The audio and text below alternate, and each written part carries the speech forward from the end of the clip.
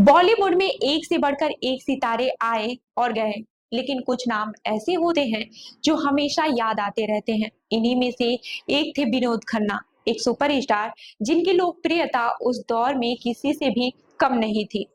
लेकिन जिस समय उनका करियर बुलंदियों पर था, उन्होंने अचानक सब कुछ छोड़कर ओशो के शिष्य बनने का फैसला किया। आखिर ऐसा क्या हुआ था जो उन्हें ये बड़ा कदम उठाना पड़ा?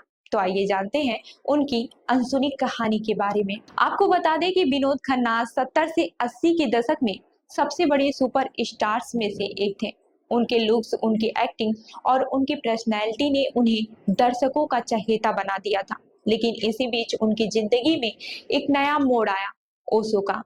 महेश भट्ट और प्रवीण बाबी के जरिए वे ओशो से संपर्क में आए। धीरे धीरे वे ओशो के विचारों से इतने प्रभावित हुए कि उन्होंने अपना पूरा जीवन बदलने का फैसला कर लिया। उस दौर में जब विनोद खन्ना के पास एक से बढ़कर एक फिल्में थी, उन्होंने अचानक बॉलीवुड छोड़ने की घोषणा कर दी। इस फैसले से हर कोई हैरान था, उनके फैंस, उनके दोस्त, यहाँ तक कि उनका परिवार भी। वे अपनी पत्नी और बच्चों को छोड़कर पुणे के ओशो आश्रम में चले गए। वहां वे सन्यासी की तरह जीवन जीने लगे, साधारण वस्त्र पहनते, आश्रम के कामों में हाथ बटाते और आध्यात्मिक जीवन जीने लगे। ओशो के प्रवचनों और आश्रम के वातावरण ने उन्हें नया सुकून दिया। लेकिन एक चीज थी जो उन्हें बार बार परेशान कर रही थी, वो था उनका परिवार। स्वामी शैलेंद्र सरस्वती, जो ओशो के भाई थे, उन्होंने बताया कि विनोद खन्ना अक्सर अपने बच्चों और पत्नी को याद करते थे। वे इस उलझन में थे कि क्या उन्होंने सही किया या फिर नहीं।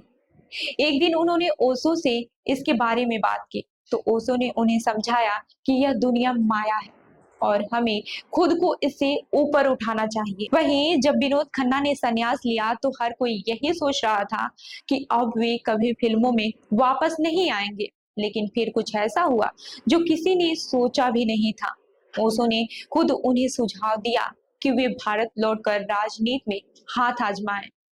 यही नहीं, ओशो ने यहाँ तक कह दिया कि वे अमिताभ बच्चन के खिलाफ चुनाव लड़े। विनोद खन्ना को यह सुझाव चौंकाने वाला लगा, लेकिन उन्होंने इस पर विचार किया। आखिरकार वे भारत लौट आए और राजनीति में कदम रखा।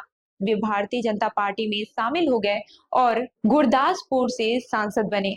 इसके बाद उन्होंने अटल बिहारी वाजपेयी की सरकार में विदेश राज्य मंत्री की जिम्मेदारी भी संभाली। राजनीति में आने के बावजूद विनोद खन्ना ने फिल्मों से पूरी तरह नाता नहीं तोड़ा। वे बीच बीच में कुछ फिल्मों में नजर आते रहे, लेकिन उनका फोकस राजनीति पर ज्यादा था। वहीं सन 2017 में वे कैंसर से जूझते हुए दुनिया को अलविदा कह गए। विनोद खन्ना की जिंदगी हमें यह सिखाती है कि सफलता, शोहरत और पैसा सब कुछ होते हुए भी इंसान अधूरा महसूस कर सकता है।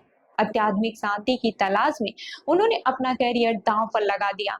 हालांकि बाद में वे वापस लौटे, लेकिन उनका सफर यह बताता है कि जीवन में केवल बाहरी चीजें ही मायने नहीं रखती। तो यह थी विनोद खन्ना की अनसुनी कहानी, एक सुपरस्टार से सन्यासी बनने और फिर राजनीति में कदम रखने तक का सफर। क्या आप मानते हैं कि अगर वे ओशो के पास नहीं जाते तो उनका करियर और भी ऊंचाइयों पर होता? अपनी राय हमें कमेंट करके जरूर बताएं और ऐसी ही अन्य खबरों के लिए देखते रहिए लखनऊ सुपरफास्ट न्यूज। धन्यवाद।